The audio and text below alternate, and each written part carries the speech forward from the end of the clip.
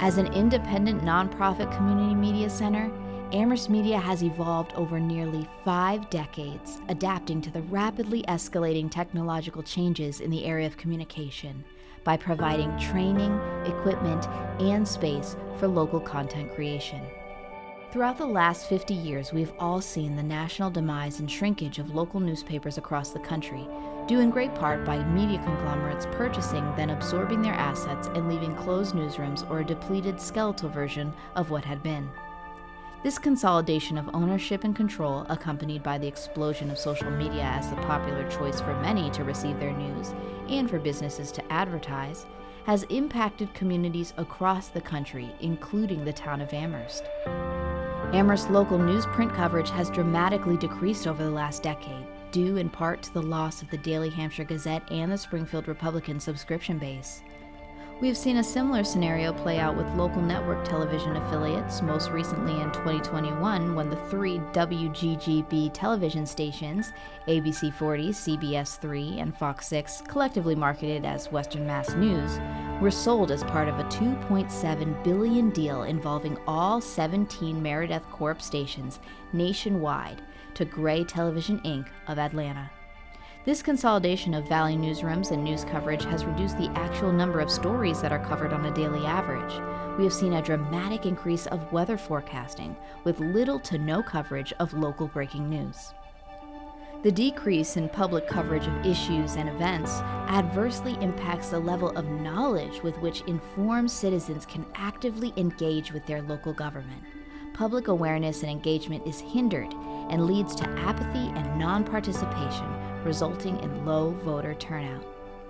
For many in Amherst, that reality is offset through the transparency of local government provided by Amherst Media's gavel-to-gavel coverage and cablecasting of local government bodies, such as the Town Council, the Planning Board, the Finance Committee, and the 2 school committees via our 3 cable channels and online to those without cable subscription. To further inform voters, Amherst Media recently offered all candidates running for local offices in the town of Amherst the opportunity to record a 5-minute, unedited campaign message free of charge to introduce themselves and their ideas to the voting population. 28 candidates responded to this offer. The recordings were cablecasted on local Comcast channels 9 and 15. All of the candidate messages were cablecast an equal number of times. Additionally, the candidates' recordings were posted for viewing on Amherst Media's YouTube channel. It is estimated the costs associated with these donated services offered by Amherst Media would have exceeded $100,000. Video coverage was made available to our longtime collaborators, the League of Women Voters, recording and cablecasting the 2 candidate forums as well as the forum on the Charter Review.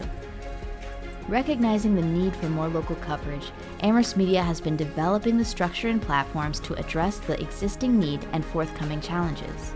The Amherst Weekly Report, founded 3 years ago, is led and run by college interns. The program provides students with marketable skills for broadcast journalism, but also gives students the opportunity to engage with and feel a part of the towns they live in while attending school. To assist the Amherst Weekly Report news staff, Amherst Media, in collaboration with the Initiative for Digital Public Infrastructure, established the online platform Common Ground to both help increase civic engagement through public dialogue, as well as helping to journalistically pursue the issues identified by town residents. As a space for learning, community building, and free speech, Amherst Media's members and organization continue to provide our town with a diverse array of programming catered to our residents. George Naughton has continued to produce the twice-a-month History Bites segments for the Amherst Historical Society. One such episode included the recently published book Occupying Massachusetts, with presenters Sandra Matthews and David Bruhl. Amherst Media's Director of Programming, Yana Oak, continues to work with the Amherst Historical Society and Kamai community leaders to tell the story of the migration, resettlement, and integration of Cambodian immigrants into the social and cultural life of Amherst. We are pleased to announce that the project received a $7,150 grant from the Expand Mass Stories Initiative from Mass Humanities. The collection of first-person stories will continue until the opening of the Cambodians in Amherst exhibit, A History of the Khmer Community, scheduled for spring 2024 at the Strong House, with Amherst Media as the media partner. The third annual federal holiday, Juneteenth, saw the Ancestral Bridges Walk, due to inclement weather, move the attendees from the West Cemetery to the Women's Club, where there was an unveiling of the Hazel Avenue street sign in the West Side Historic District. Also recorded was the town-sponsored Juneteenth Jubilee event on the Town Common, highlighting African diasporic art, food, and music. Additionally, the African Heritage Reparations Assembly, established to study and develop reparation proposals for people of African heritage in Amherst, held a public showing with audience feedback on The Big Payback documentary, which portrayed the hard work undertaken by a first-term Black woman alderman, Robin Rue Simmons, in Evanston, Illinois, who led the way to the establishment of the first reparations proposals for Black Americans in the country. Joe Ronca continued his long-running show, Creating a Human Rights Culture, which promotes awareness in our minds, hearts, bodies, and in the world by hosting the International Day of Indigenous People. Human Rights Commission Youth Hero Awards was presented as part of a day-long event, including the Race Amity Day celebration, put on by Citizens for Race Amity Now. The awards ceremony recognized youth who have shown love and care for others in the community through unity. The event was sponsored by various town departments and local groups, including the Julius Ford Harriet Tubman Healthy Living Community and Old and Young. Amherst Media was there for the Amherst LGBTQ+ Pride flag raising, with Town Councilor Anna Devlin Gauthier presiding over the ceremony, which heard words from State Representative Mindy Dahm and the reading of a town-sponsored proclamation by town councilors. Jamie Chernoff, wanting to continue to grow her faithful and active viewers of Healthy Bones and Balance, recorded a public service announcement encouraging volunteers to come forward to help her continue to engage and energize our aging population. Science Cafe was established and organized by UMass Amherst graduate research students in 2011 to showcase speakers discussing their research projects such as climate change. To celebrate Black History Month, producer Kim DeShields created My Voice, My Story, highlighting the lives of those who have had a positive impact on our community, featuring Dennis Jackson, decorated local coach and basketball professional, and Tim Lovett, rising local comedian and philanthropist. In a new series, Journeys into Being, host and co-producer Renata Silvia Piankawa explores how various people find their flow in life through their presence, self-expression, and being. One such person was interviewee Arlene Disler, poet, artist, a mother of four, and a supporter of the arts based in Brattleboro, Vermont.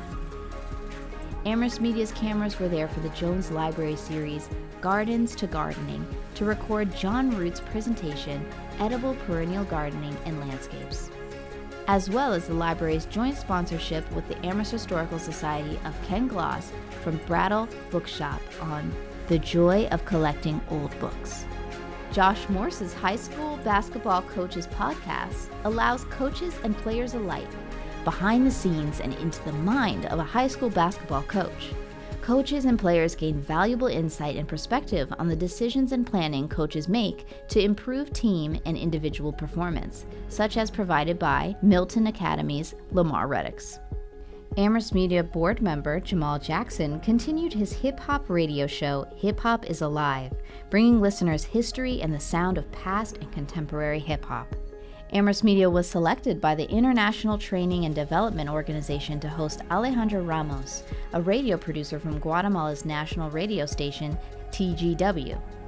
Alejandra used her skills to interview numerous local Latine to share with her Guatemalan listeners, as well as help Amherst Media launch a new podcast series anchored by local Spanish-speaking Latine. This show hopes to launch in the very near future.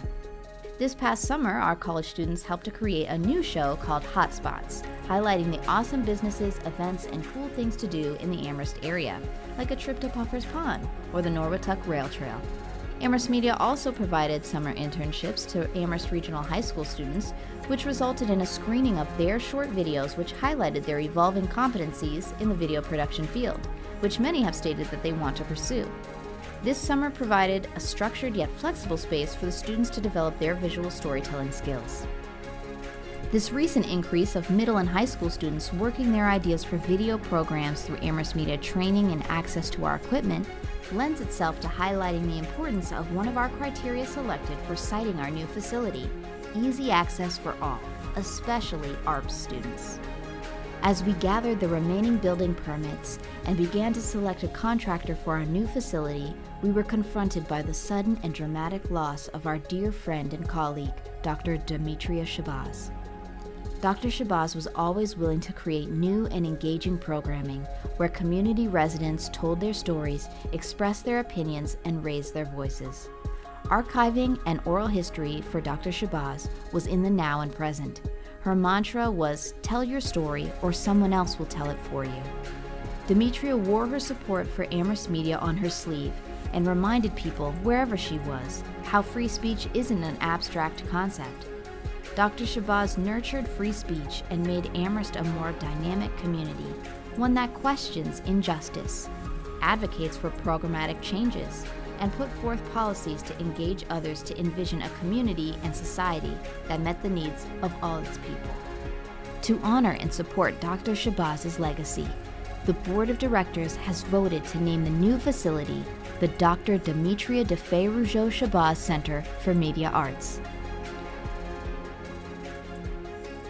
We will all be measured by how we move her work forward collectively. Guided by her tireless work, we are reminded to uplift our community by providing a platform to raise our voices.